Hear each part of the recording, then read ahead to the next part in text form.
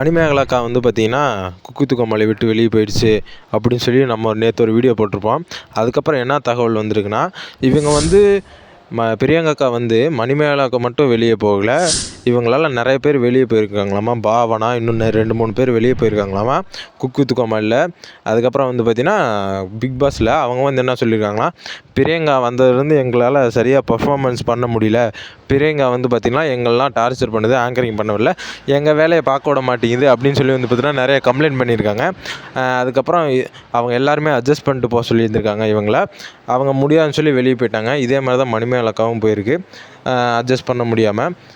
உங்கள் வேலையை நீங்கள் பாருங்கள் பிரியங்காக்கா. அடுத்தவங்ககிட்டலாம் உன்னை செருப்பால் அடிக்கணும், நீ எல்லாம் பொண்ணா அப்படின்லாம் சொல்லியிருக்கக்கூடாது.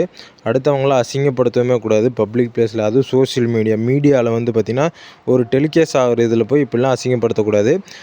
செருப்பால் அடிச்சிருவேன், நீ எல்லாம் பொண்ணான்னு வந்து பார்த்திங்கன்னா இவங்க கேட்டிருக்காங்களாமா.